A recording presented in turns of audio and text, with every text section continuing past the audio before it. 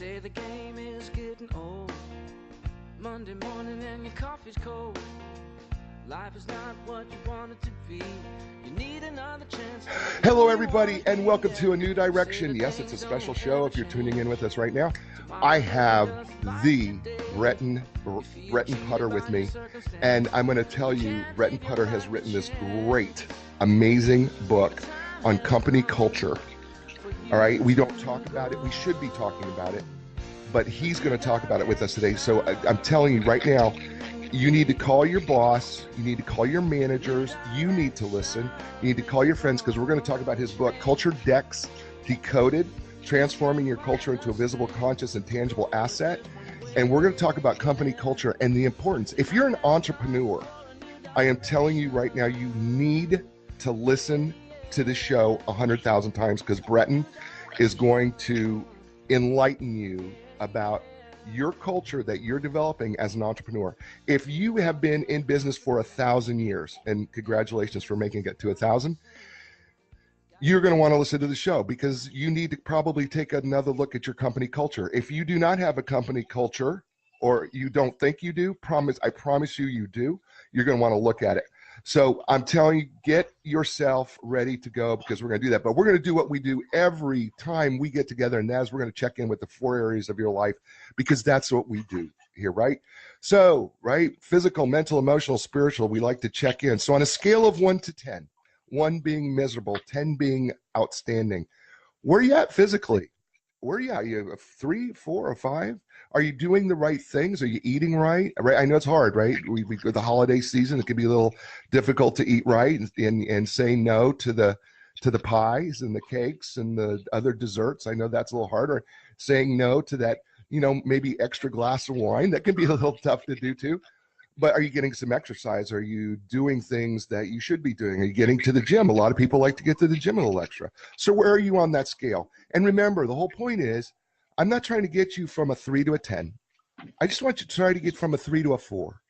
So what do you got to do, wherever that number is for you? What do you have to do to get yourself one step better, right? Maybe it is just saying no to a few things that you just, let do at this time of year. All right, let's move on to the mental side. On a scale of 1 to 10, 1 being bad, 10 being great, where are you at mentally? And you say, well, what do you mean by mentally? Well, what are you filling your mind with? Right? There's 2 sides of our brain. We're left side and we're right side brain, right? So the right side of our brain is creative and the left side of our brain is more logical. And me as a psychological professional, I am so convinced that we got to work both sides of our brain. We need to be creative and we need to be logical. We need to work both sides of that. So what are you reading? What are you ingesting? You know me, I love reading books. And I love being entertained, and I play some instruments on the side, so I'm trying to work both sides of my brain. Perhaps you're doing that. Maybe you're learning a new language.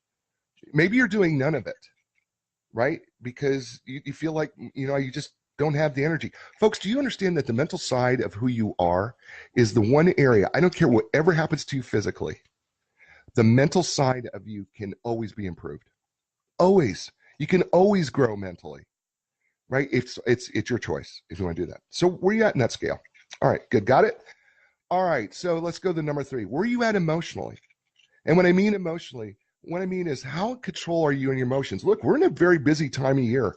And most of us Americans, right? Because I can't speak for other countries, but most of us Americans, we get all wrapped up and we wait till the last minute and we procrastinate with our gifts.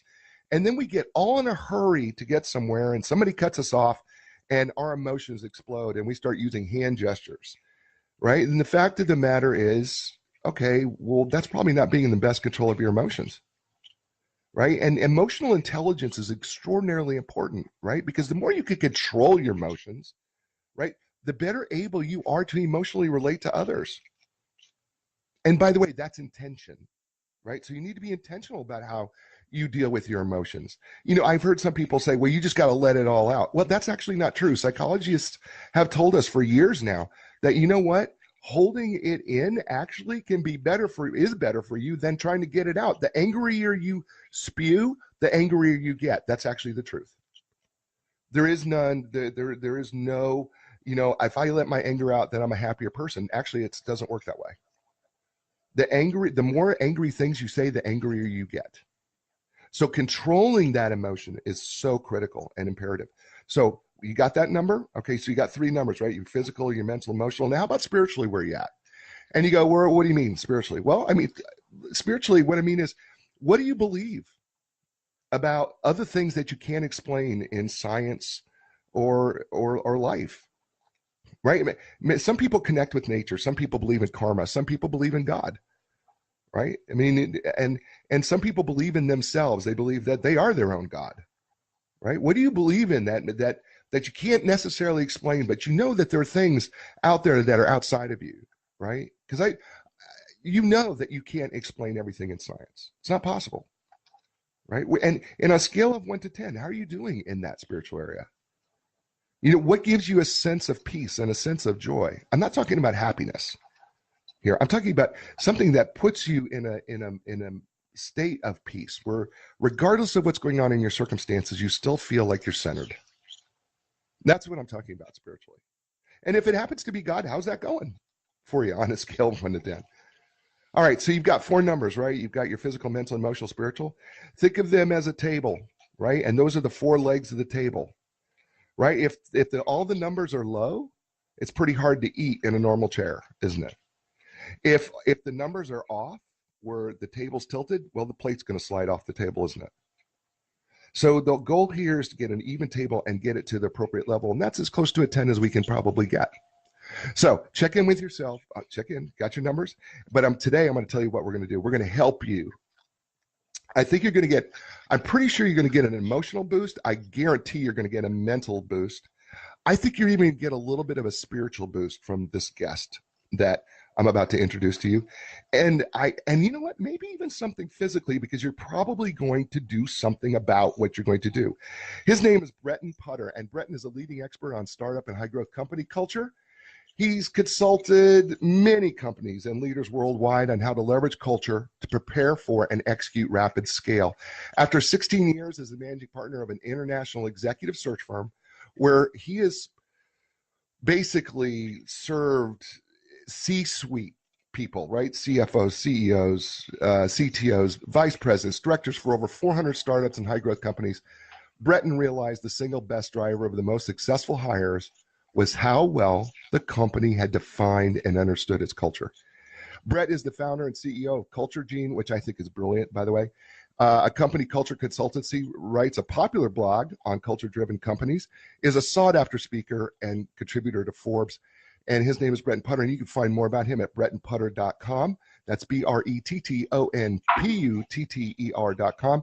And he is brought to us today by Inline Business and Brokers. So if you're looking to buy or sell a business, check out inlinebusinessandbrokers.com. That's Inline, ENLIGN.com.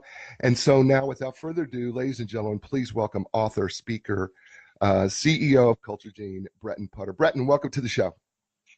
Really, really great to be on the show. Thanks very much. I love what you're doing, and I was just thinking that your four pillars of the 4 legs of the table are quite similar to a number of pillars that I've come across in business, and I love the way that you describe you can't sit at the table if you don't do it properly. Yeah, if the table's skewed, it's hard to eat the plate. If the table's too low, it's still hard to eat, right? And be healthy. So, you know, the healthiest place is if the table is level and it's at the right heights for us. So, Bretton, by the way, everybody, you need to know that Bretton is in Romania right now. How cool is this? But Bretton is from Great Britain, in England. And oh, by the way, I need to say this because I just recently found out that one of the most listened to, a city that listens to me in England is Merton. So people in Merton, thank you so much for downloading the show. I am so Awesome. grateful. I am so grateful for you. People, you listen to the show, and there's about, I think there's about 5 or 6 cities that regularly download my show, and I am so grateful to you. So people in Merton, I've never been there, but I'm telling you, you've just made my bucket list. I want to go to Merton, and I want to meet you people, and maybe we could go somewhere and maybe get together, have a drink, and enjoy that conversation. Yeah, so Bretton, you need to know that I have listeners from GB and in England, and Merton is my #1 listened to city in England. Well, that's really, really great. I'm not surprised because you are, hitting the nail on the head with a lot of what you have to say. So that doesn't surprise me at all. So one of the things that I don't think we understand very well, I think some companies do, but I work as a consultant like you do with many companies, and one of the things I do run into is this idea of company culture. What's the culture of that company? And you wrote this book that I'm holding up for people who are watching on Facebook Live, Culture Decks Decoded, by the way, which you can get on Amazon. And by the way, it's brilliantly priced, under $20. And so I think this is a great Christmas gift if you're thinking of a last minute gift and you've got somebody who's a CEO or something like that. Please purchase this book. And I know when you're looking at this book, it's a large book, and I saw it too, and I was a little taken aback. But then I realized he had literally taken SlideShare decks, and he had literally put them in the book, and he needed to make the book bigger in order for you to read the SlideShare decks. And just brilliantly done. So company culture, what is that, Bretton? Well, Jay, the way I look at company culture is very simple. It's the way we do things around here. So it's something that develops and evolves over time. Let's say you start a business and there's 2 or 3 co-founders. You hire a bunch of people and you're all sitting around the same table. You've got a certain culture. Then you grow to the business and the business grows to 20 or 25. The culture changes because the business is growing. The way you work, the way we're working around here changes, and so on. So culture essentially is the way we work around here. It comes from the founders, it comes from the initial team, and then it evolves and grows based on how the team learn to make a success and to achieve success, and based on the people that you bring into the company over time. So one of the things that when I read this book, and I love the book, but you will too, people. I'm just telling you, you'll love this book. One of the things when I read this book that really got me thinking, I can't remember which company it was right now, but one of the companies defined culture, or not defined it, but said about culture in the company. You have one, you just may not know it. But everybody's got a culture. Whether you set out to specifically define it or not, you have created a culture. True? Absolutely true. The culture forms when 2 people start even talking about the idea. The key aspect about culture is it's either a potential liability if you don't define it, if you don't start to understand it, or it's an asset.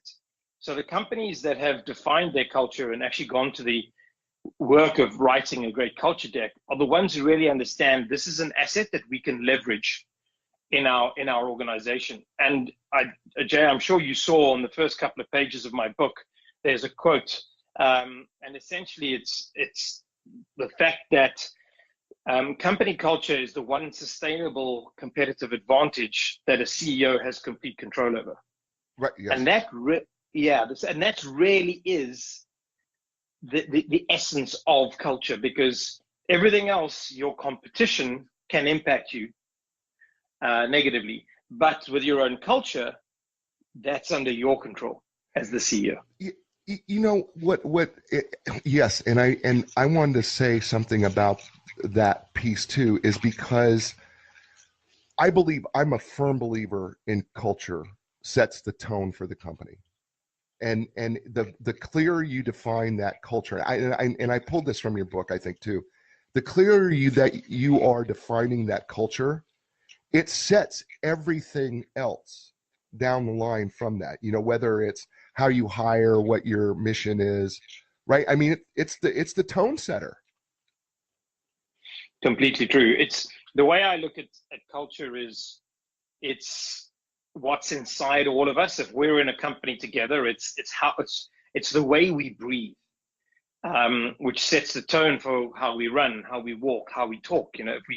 If we breathe really quickly from our chest, then we're talking very quickly and versus if you breathe from the bottom of your stomach, you've got more tone, you've got more, and that's the way I look at culture, because culture as really the fundamentals of values, mission, and vision.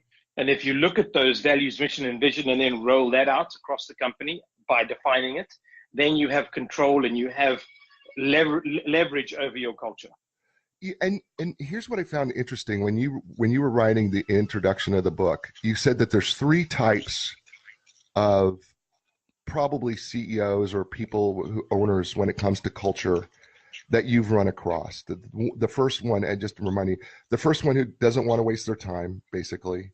The second one finds it important, doesn't know how to get it started, and then the third person is the one who knows that they're doing something about it. Did I get that right? Yeah, that's right. Okay. And why would somebody, help me understand this, because you've studied this so thoroughly. Why would somebody believe that culture is not worth investing their time in?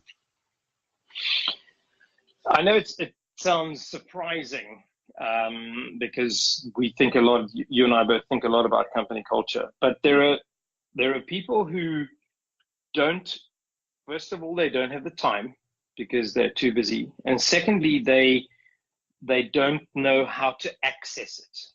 So culture is this intangible, subconscious, invisible, amorphous mass of stuff.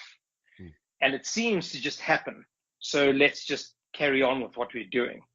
And those people don't have the mental wherewithal and capacity to go and think, okay, I really need to understand this thing because it's such a great asset to my business. They just think I have I've met some CEOs who say, it's who I am. So, and I don't care. I'm just going to drive the business. I'm just going to be myself. Right. And to be honest, they're forming a culture. And if they hire people subconsciously who fit into that culture, then, there are a number of, there are a bunch of companies that succeed without going through this process, but they aren't of defining, but they aren't the companies that really extract the most opportunity and value from their business model. We're talking with Bretton Putter. Sorry, I just had Ben Brown, and I've got Bretton Putter here now. So Bretton Putter and his book, Culture Decks, holding it up right here on so everybody could see it. Culture Decks Decode and Transform Your Culture into a Visible, Conscious, and Tangible Asset. Bretton has written this book brilliantly. It's beautifully well done. It's going to be an invaluable tool to you. I'm just telling you that this book is going to be great for your company. I don't care if your company's been around forever. If you're starting a new company, this book is perfect. It is on Amazon. It is priced less than $20. I'm telling you, buy one for your management team, buy one for your C-suite team. Get them to start looking at all these other cultures. I mean, he's talking about cultures like the culture with Netflix, LinkedIn, Nanigans, Nordstrom. For some of those, these are some names that maybe you heard of. HubSpot, right? Isn't it HubSpot? You have in there too? Yeah, HubSpot, Hootsuite. Yeah. Patreon, Valve. Right. I've done a deep dive into a whole lot of these. Yeah, Asana, eShares. So he's done a lot of research of what they do, and he makes a point of saying in this book, and I hate stealing your thunder, but it's just such a great point. You don't have, if you buy the book, you don't have to recreate the wheel. I mean, it's just if you buy the book, you can get all the ideas right from his book to create your culture because it's so beautiful. Well, Bretton Putter today is brought to us by Nline Business Brokers and Advisors. Are you a business owner? At some point, you're going to need the services of an experienced business broker. So selling your business is a huge, monumental decision. Make sure you build your deal team, starting with the experts at Nline Business Brokers and Advisors. You can learn more online at nline.com. That's www.enlign.com, and they are sponsoring Bretton Putter and his book, Culture Decks Decoded. So, Bretton, you did clearly a lot of research in regard to some of the companies we talked about, LinkedIn, HubSpot, Hootsuite, Nordstrom, and looked at their SlideShare decks of their culture. Is there one, Netflix too, by the way, is there one company that you went, man, this is a wow. They really wowed me. Is there one or maybe two? Maybe there's two or three. Yeah, there are a couple. I like Netflix because they are the original, they're the granddaddy of this.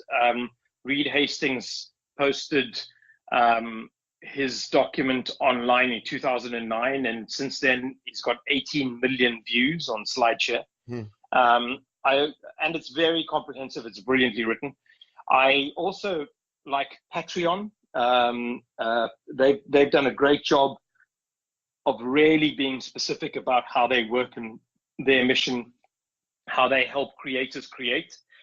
And HubSpot, who you mentioned earlier, they've got a very nice mix of humility, humor, and deliberate means of communicating. So a good example is when HubSpot went public, they had to, because they were going public, you can only share a certain amount of information with a certain number of people who are officially designated to receive that information, which costs money.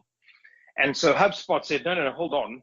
We share everything with everybody in our company. And the lawyer said, no, you can't do that.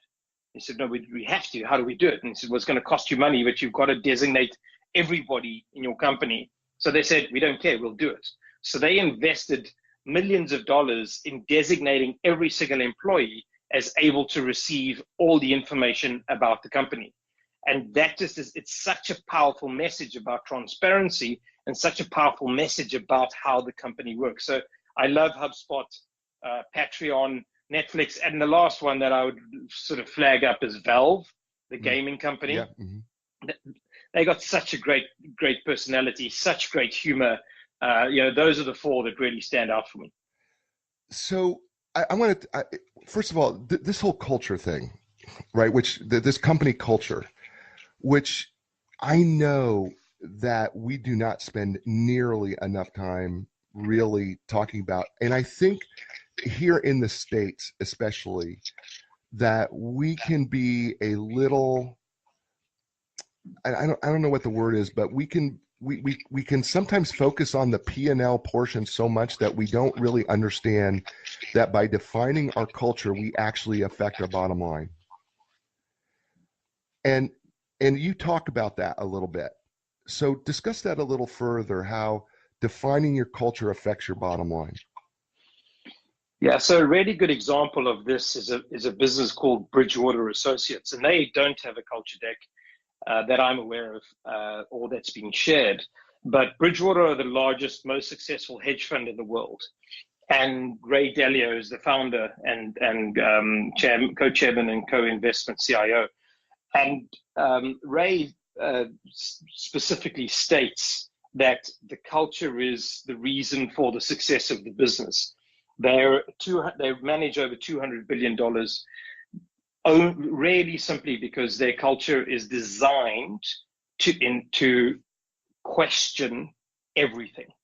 So it's a tough culture to work in. It's not a place that I would like to work in. Right. But if you're designed like that and you are open to being asked questions all the time about your personal weaknesses, the weaknesses in your thinking process, and how you could get better, it's all about the culture. Then you can go and work at Bridgewater. But it's a really clear example of the success-driven, culture-driven success. And actually, even in companies that don't have clearly defined cultures, their culture is still driving their success or failure. Sure. I found Netflix to be very similar. Netflix, when you were talking about Netflix, you pointed out in their culture slides from the very get-go. I think the first slide basically is, we are a team, we are not a family. You're going to get fired. Literally, right? It was like either we are a professional team. We will cut you in a heartbeat if you are unable to meet within the culture that we have an expectation for. That's exactly right. So they define their culture as a combination of freedom and responsibility, which is the yin and the yang, the freedom to do what you need to do to succeed, but the responsibility to succeed. And the outcome of that is excellence. And the way they look at it is their company is as a pro sports team. And if you think of any pro sports team, any NFL team, any of those pro sports team, if you do not stay at the top of your game, they're going to let you go in that sports team. And Netflix are exactly the same. They expect excellence. They have a very interesting culture initiative that they run for their management team. So if you're a manager, you're asked a question every so often when you do a personal review, and that question is, if this person were to go and leave to join a similar company with a similar position, how hard would you fight to keep them? And if the answer is, I would fight tooth and nail to keep them, if that's not your answer, if you go, well, I'm not sure I'd fight to keep him, then that person's let go immediately. Wow. So it's called the keeper's test, literally within the company. It's called the keeper's test. So we have some managers currently listening to the show. I could see them on the Facebook live feed, and maybe this is a good question you need to answer for yourself, managers. You know, if somebody came up to you and said, ask that question, you know, if this person were to go somewhere else, how hard would you fight for them? Maybe you got your answer, right? Because I mean, there was one slide that I agree with this philosophy, fire fast, hire slow. And I can't remember, was it Asana? I can't remember who it was. I think it was Asana. And they were fire fast, hire slow. And I happen to agree with that philosophy, because the fact of the matter is there's nothing more draining on your company than one person that is not doing what they're supposed to do. And there's no reason to hire somebody right away to replace that, because the truth of the matter is you need to find the right person. Otherwise, you're going to probably be stuck with the same one. I found that whole thing with Netflix to be, it was both frightening, and at the same time it was, okay, but if you're the right person, it's a great fit for you. It could be a great fit. Mm-hmm. Isn't that the point of the culture in general? That's exactly the point. And that's the point of a good culture deck. A good culture deck is either frightening or liberating. And it's either magnetic, attractive, or magnetic repulsive. And that's what a good culture deck is. If you think you're going to go and join Netflix or Asana or HubSpot, and you read that deck and you go, oh, no, hold on a minute, I don't like this. This makes me feel uncomfortable. Then you're going to self-select out. I'm out of this, you know, no interest at all. And that's one of the main powerful tools, effects of these tools, because people will read the deck and go, yeah, that's exactly the right thing for me. And that could be liberating. You know, they could have worked in a place where they were micromanaged, where they had no freedom, they had no responsibility, and all of a sudden a company like Netflix says, look, go and do what you need to do to make this work. And that's completely, you know, it's an opportunity to grow and develop and learn about yourself and who you are. Yeah, and I get it, right? And I think some people would read some of these culture decks and go, oh, this company is miserable, because then, you know, you look at LinkedIn, right, as a company, and you see their culture deck, and you want to talk about a happy, friendly, you know, who doesn't want to work at LinkedIn? I mean, exactly. It's kind of like, come on, if you could be creative and forward thinking, and you want to, you know, and you want to be part of something bigger than you are, and you want to watch us grow, we are for you. Come on. We want energetic, high energy. I mean, that's what I got from the when I was reading the slides. I was like going, it's high energy, it's energy, creativity. Let's have some fun together. Let's be a team, and let's be even more than a team. Let's be somebody. And I'm like, oh, wow, that's attractive. And then somebody will look at Netflix and go, whew, that's pretty rough. I don't know if I can handle that. But that's the point, isn't it, of culture? That's exactly the point. And that's the point of the culture deck. A great culture deck describes that. You know, I'm sure you recall from looking at the valves, they weren't really slides, but more from their manifesto. If you go and join Valve, they don't tell you who you're working for. They don't tell you where you're working. They just tell you go and find your way. Right. So, so day one, you walk in and you're expecting, no, they don't onboard you. They don't tell you anything. Just go and work things out for yourself. I love it. I'm sorry, I'm laughing. It's beautiful. Exactly. And if you're the kind of person who needs structure and process and you need your hand held, hell no, you're not going to go work at Valve. No, but you know what? I think about that because some people want some structure, right? But this is a company that goes, no, because the people that are going to survive here are the ones that take initiative on their own. That's the culture they took, because what we're looking for is they don't come right out and say it, but it is the person who takes initiative, finds their place, and then runs, and is willing to run hard. And I was like, and I think that's the beautiful thing about the cultures and the cultures of these different companies. And the more I kept reading through every one of these companies that you so brilliantly put together here in your book, the book is entitled Culture Decks Decoded, Transform Your Culture into a Visible, Conscious, and Tangible Asset, available on Amazon. We're talking with Bretton Putter. The beautiful thing that I saw as I was reading through all these cultures is I was like going, man, you know what? Company cultures are like countries. They're all unique, aren't they? There's something unique about the language. There's something unique about the unwritten rules, the norms, and the expectations when you start looking at these companies. And the beauty of understanding and being clear about your culture, and we touched on this earlier, but is that everything. I just want to go through this. Can I do this for you so that people kind of, if you start with a clear culture, let me tell you what falls out of this: your mission, your vision, your history, your values, the way we work around here, onboarding, diversity, inclusion, failure, talent, transparency, feedback, employee benefits, making a difference, and then bonuses, other things, right? All starts with culture. None of that happens without a culture. None of it. And it never dawned on me that all these things fall out once you have clearly defined your culture. How did we miss that?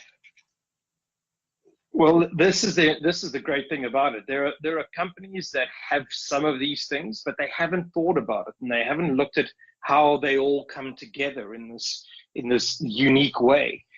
And the question that managers and CEOs need to really ask themselves fundamentally is, if my competition have a culture deck and I don't have a culture deck, what does that say about my company? What is how are people, partners, investors, acquirers of my company, what are they thinking?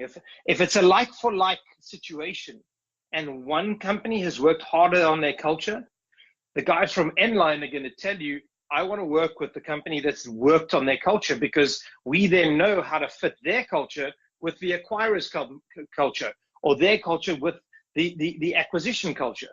So, the guys at Enline are certainly going to tell you, we want to know about your culture, because we then can work harder for you to find you the right fit. Right. And that's the comparison that you have to think about. Does my company have a culture? Yes. Is it defined?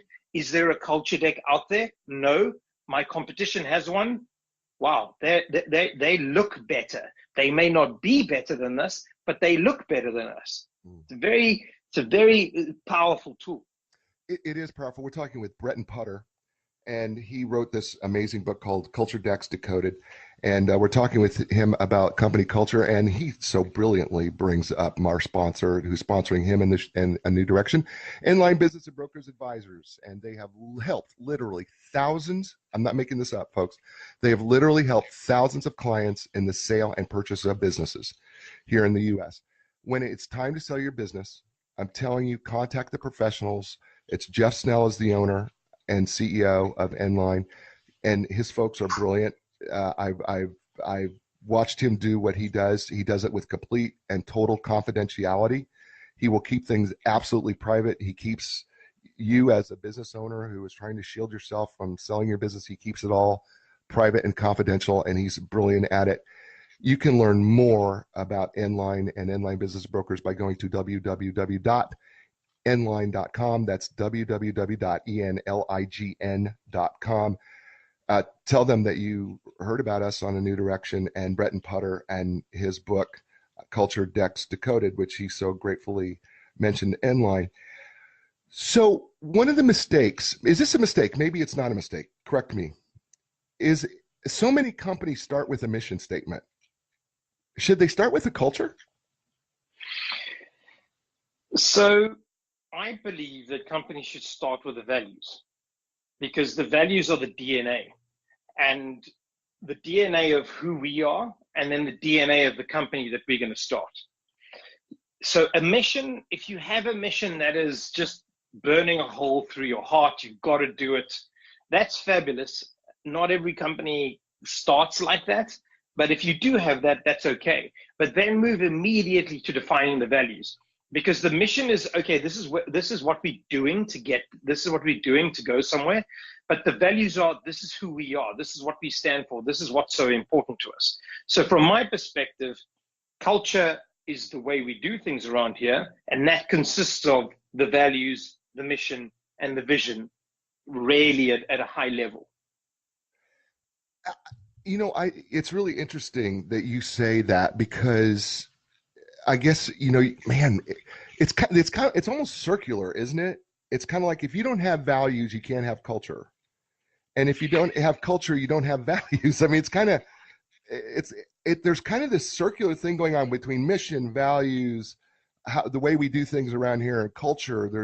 There's almost a circular, am I seeing it wrong? No, you're quite right. If whether you have a mission or a vision, those feed into your culture, which feed back into the mission and the vision, and they're all driven by the values. Got it. So the reason why values are so critical to me is, if you and I were to join a business, and we started a business together, and I wanted to make as much money as possible. That was my focus. Right. And you wanted to save the world or improve the world. That was your focus. And we didn't really we kind of thought we're passionate about this technology we're building, but we haven't really thought about why we're doing it.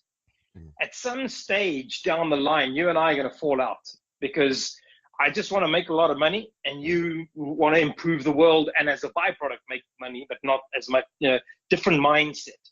So those values and what drives us, what motivates us, and the behaviors that come through values that for me is the critical point. Being an ex-recruiter, I then look at how values go into the recruitment process, how values go into the decision-making processes in companies, how values go into the customer service process, et cetera, et cetera. So I look at values as actually literally like our human DNA.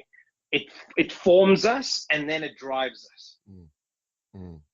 I see it.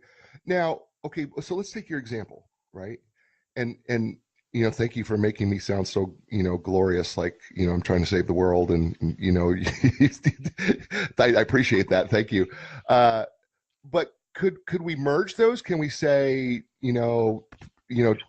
profitably saving the world? Could that be, is there a way that we could make those two merge, or is that not necessarily possible?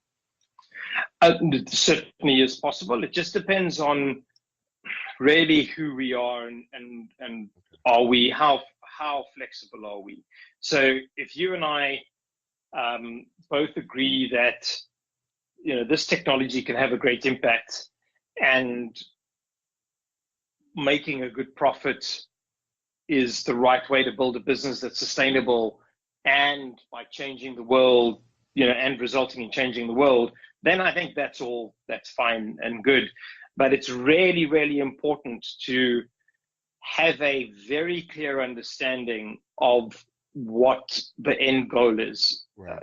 Do you, if we're on, if you were a hippie, let's say, Right. and I was a banker, those two should not collide. Got it.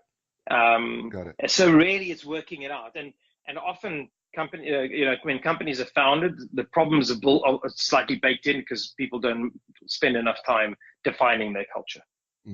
Yeah, I have to be honest with you. This whole idea of the SlideShare culture decks was so new to me that the more I was reading them, and you took me through all these different steps that I was pointing out to the folks who are listening and watching.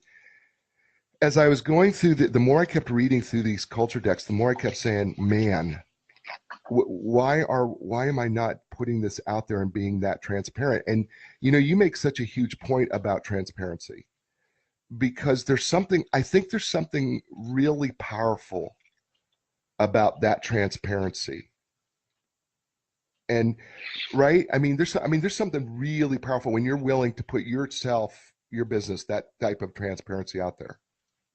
It's huge. And it's not only is it huge because it demonstrates you have nothing to hide, but transparency means that I'm open to criticism, I'm open to questioning, I'm open to being questioned on certain things. So if I say, this is the decision we've taken and this is why we've taken this decision, in an environment where everybody feels we're autonomous, we're able to ask questions, people are going to say, well, you made that decision, take us through that thinking process. And people may then go and say, actually, that's not, we disagree with that. This is our feedback, which then builds a stronger business. Transparency results in feedback, which results in once again, the virtuous circle you were talking about, which feedback means I grow and I learn because I accept feedback and I'm prepared to work on it. And then I am transparent again with my next communication, and so on. So you create that virtuous circle of communication, critical feedback, learning, adapting, integrating, and then communicating critical feedback. So transparency as a company allows your team to be able to go and say, hold on, we disagree with that process. It actually makes the business stronger. It makes the business more robust. And the companies that are the most transparent, you can see that they achieve great success. Then you have, on the other hand, Apple, which is the exact opposite of transparent, and they have their way of working, but that culture works for them. Right. But personally, I'm very transparent in my business. Right. We all know what the numbers are. We all know where the business is headed, and we all know what we're aiming to do. And I share the numbers on a monthly basis. When we bring somebody new on board, we share the board packs, we share the financial statements, because if people have all of this information and data, they can make better informed decisions. Right. Yeah, and it's attractive, isn't it, to a potential employee? I mean, it makes recruitment easier, I guess is a better way of saying it. Yeah, it shows the employee that there is first of all, if you're being transparent and the business is doing well, that's great. If you're being transparent and the business isn't doing that well because it's going through a difficult stage, that demonstrates to the employee this is a great place to work. So absolutely, it's very effective when you're working with employees and when you're working with potential employees as well. We're talking with Bretton Putter and this book, Culture Decks Decoded, Transform Your Culture into a Visible, Conscious, and Tangible Asset. If you can't tell, Bretton is not from the U.S. He works in the U.S., by the way, but if you can't tell, he's actually in Romania, which I am so honored and privileged that he would take his time away from his family and be able to give me an hour of his time to talk about his book and do this for me, especially it's so close to the holidays. I got to tell you something that you did for me, and I want to share the story. So I'm consulting this company, And they didn't have a clear culture. And I was going through and I was thinking about the CEO and what he values and, you know, who he is. And it's not a very big company, but they do actually, you know, they do over 10 million a year and growing. They're continue growing and has grown every year. And so they're a newer company. And as I read your book, I realized that we don't really have a culture. And so I was thinking about the values and I was putting together this cultural statement. And I put together a culture statement for him and based on his values, and I sent it over to him. And I said, how do you feel about this? And he said, oh my gosh, this is us. And which, first of all, was very flattering to me because I felt like I nailed it, but I would not have done that had I not read your book. Well, he asked me to be on an interview for a major C-suite person to come on board and asked me to conduct the interview. And because I had written this cultural value statement out there that I wrote, because I had written it, it was so easy to do the interview because I knew exactly what I was looking for and could build my questions around what my culture was. It was genius, Bretton. It's total. What you've created here. If people will wrap their minds around it, your hiring process is so much easier, right? Yeah, I'm not. To be fair, I'm not going to say it's so much easier as a process, but the interview part of the process where you're evaluating, does this person fit with our values and who we are, is certainly so much easier, because what normally happens is an interviewer will try and work out their gut instinct. How does my gut feel about this? What do I feel about this person? And if you define your values as part of your culture definition, then you can, exactly as you did, you can interview against values. And if you interview against values, that is the most powerful tool you have in your armory to avoid hiring the wrong type of person. It is incredibly important. And I don't know, I think companies don't do this. And this is, I just don't, I kind of do understand, but I don't understand why. Because if you interview for values fit, then you're interviewing, does this person work the way we work? Do they think the way we think? Do they operate the way we operate? And it removes the need for gut instinct, or will back up gut instinct.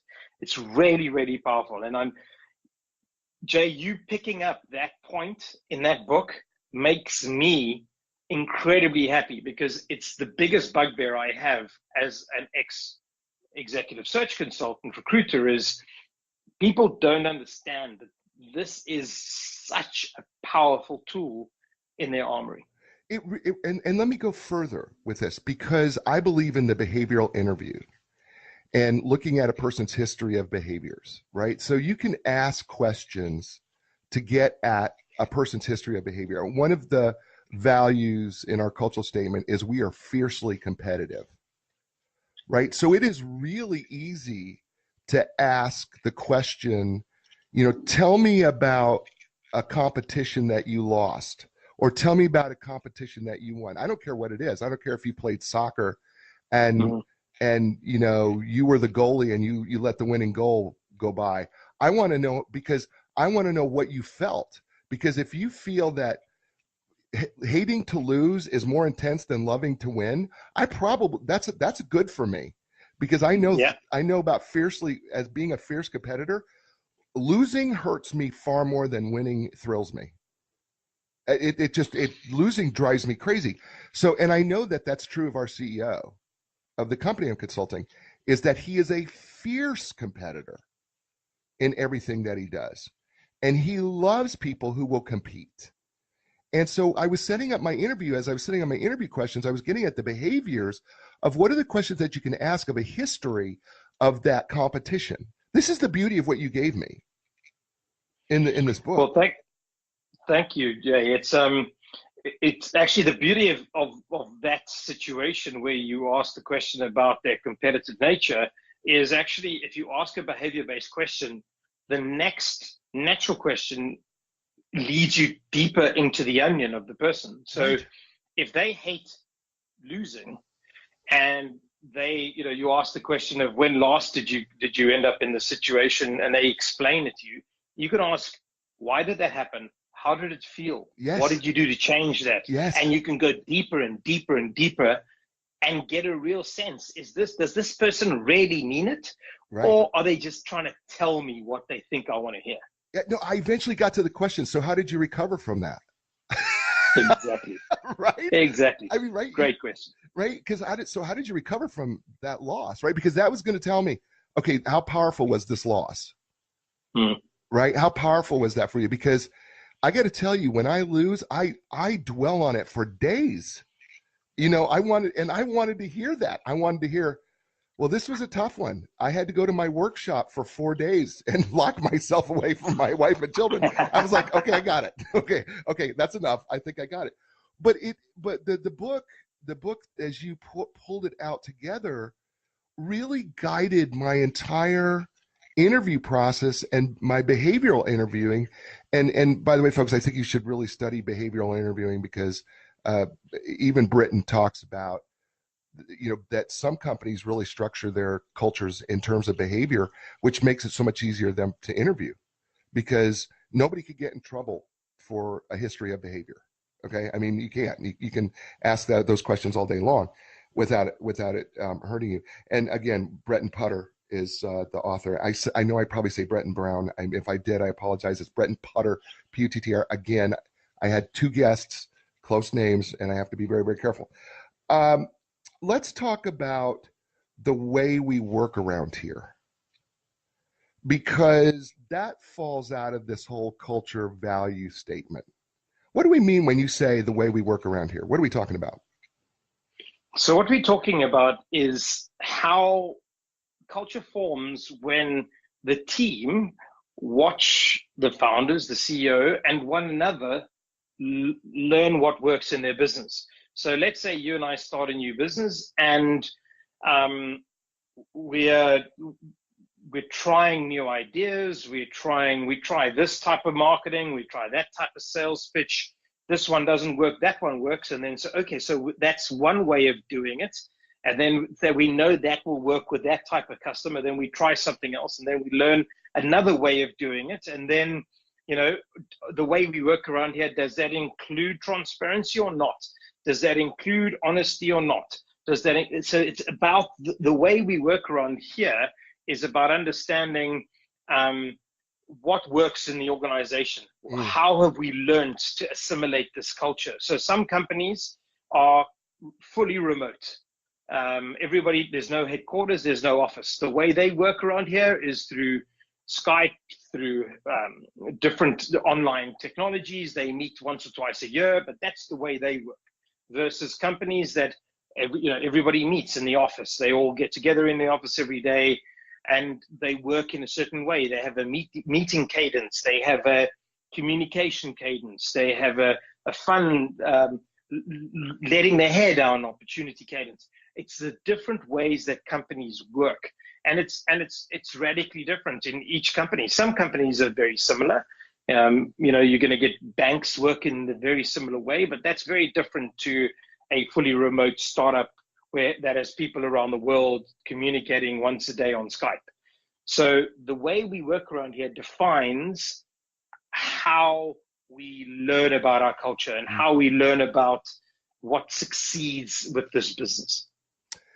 Yeah, when I was looking at how we work around here, I thought, okay, here they have this beautiful culture statement, and then I saw, okay, this is how we put the culture into action, right? That's kind of the way I saw it, was like, this is the reality of that.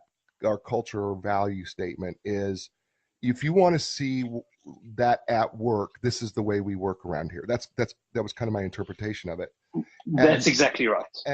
And I thought, it's really interesting because, we always say, typically, we typically regularly say, at least, put put your actions where your words are. And I think that's the way when people are in this slide share deck, and they say this is the way we work around here, is they're saying these are the actions to back up what we just said. And I thought, I thought some companies actually did a better job of that than others. I'll be completely honest. I've sometimes felt like Nordstrom was still living off of 1930 occasionally. Yeah. I mean, I really did. Like, and trust me, listen, Nordstrom is tremendously successful. So if people from Nordstrom, I'm not bashing you. Listen, I've been to the very first Nordstrom store in Spokane, Washington. So I'm not doing anything to bash you. It's just that it was very interesting to me comparing you to Netflix or HubSpot or something else that I just found that it was more archaic, if I could say that. And it's working for you, clearly. If it wasn't, you would be closing a ton of stores. But I did find that a little bit interesting that some companies were just better at this than others in terms of being more upfront with it. And that's why. Go ahead. Sorry, Jay. That's why I did choose different companies, and I did choose different slides from the various slide decks, because not every company is going to be a Netflix. Not every company can be a Netflix or a Valve. You're going to get fairly traditional companies, but those companies, there's no reason why they shouldn't have a deck as well, because there are unique pieces of their culture that are relevant. And the one thing I really love about the Nordstrom culture, and I agree with you, it is a little bit, in comparison, it's not as edgy. But what I love about the Nordstrom culture is they reference to, we remember that we are on bended knee, right, helping a person put on a shoe. Right. We are at service to them. Right. And we are there to service the customer in the best way possible. And I just think that's amazing. It's a beautiful way of describing that culture, which has been around for as long as it has. Well, I agree with you. Listen, I am a big fan of servant leadership. Right. I'm a huge fan of it. I believe that if you want to lead, you serve. And there is something about always keeping in mind that their first salesman, and I'm old enough to remember when you went to get your shoes, the salesman was down on bended knee and they were fitting your shoes. They were putting the shoe on your foot. You never put your own shoe on your own foot. The salesman put the shoe on your foot. And if you think about it, how many stinky feet did they smell? I mean, right? I mean, and yet that was that, but they were willing to do that regardless of the smell of your feet, because they recognized that was how they served others. And I do find that still to be, I don't find that archaic at all. I find that to be beautiful. Absolutely. I find that to be beautiful. And I find it to be a recipe for tremendous success if you're looking for a model of success. I think you'll agree with this. I think you and I are on the same page with this. If you're starting a company, you're trying to figure out how can we be successful, start on bended knee. Exactly. It's that at the end of the day, if you start on bended knee as the CEO, and the first person or the first level you bend down to are your people, and then they bend down to your customer in that reference point, then I think you're that servant leadership, which I'm a great proponent, a fan of, is demonstrated in that way. We're talking to Bretton Putter, 2 T's in both names, Bretton, Putter, and you can find him at brettonputter.com. How easy is that? 2 T's in both names. He wrote this brilliant, amazing, outstanding, what you should buy for Christmas for yourself, for others, for your entire staff, for your entire team. It's called Culture Decks Decoded. It is transform your culture into a visible, conscious, and tangible asset. The book is brilliant. I'm telling you, it is a life. It changed.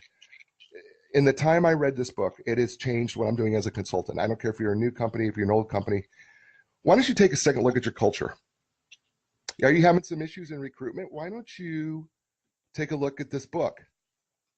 And why don't you, because if you would do the things that you're seeing that he has researched and done for you, so you don't have to do it, you could probably do yourself a favor in recruitment, a huge favor in recruitment, just by putting your culture out there. And Bretton Putter is brought to us by Nline. Nline represents profitable, privately held companies with a gross annual income of revenue, a gross annual revenues in excess of over $1 million or more. Nline delivers the highest market value in the shortest amount of time with complete confidentiality. Learn more online at Nline. That's www.enlign.com. Again, it's www.enlign.com. Bretton, we've been on an hour. It feels like 15 minutes, to be honest with you. I always ask, first of all, it's been a pleasure. Thank you so much for being on the show. I ask every guest, if they will, because the show is called A New Direction, if you could leave the listeners that are around the kitchen here listening into the show with a new direction for their business or whatever they're doing when it comes to business culture, what would you leave them with?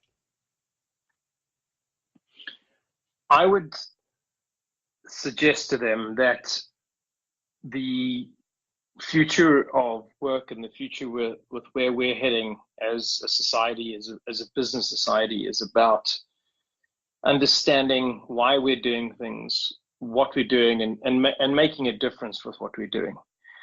Doesn't matter what type of business you run, and understanding, defining, embedding, and reinforcing that culture, and just doing a great job for customers, for partners, for investors, for employees through a culture-driven mindset is it is the future. Whether it's in 2 years or 5 years, everybody's going to be thinking more and more about this. And Jay, it's been an absolute pleasure. I have really enjoyed this and would love to spend some time with you again in the future. I've got a second book coming out in 3 to 6 months, depending on how quickly I finish it. And it's all about culture and the interviews I've done with companies. So would love to catch up with you again sometime in the future. Oh yeah, we're going to do this. I'm going to have you hold on. By the way, the new book that'll be coming out is called The Culture Gene. By the way, Leadership and Culture Development: Lessons from High Growth Companies is the next book coming out, and you're not going to want to miss that for sure. Culture Decks Decoded. I'm holding it up again for everybody to see. Pick it up right now. Bretton, hold on with me a little bit as I tune us out of the show. Ladies and gentlemen, you've been with us, and I want to thank you again for being with Bretton and I on A New Direction. He's been so gracious. He's at Romania with his family, and he was so gracious to give me this time, and I'm grateful for him. But I'm grateful for you because you listened to the show, and you've been so kind to just give us such great feedback and responses, and I am grateful for that.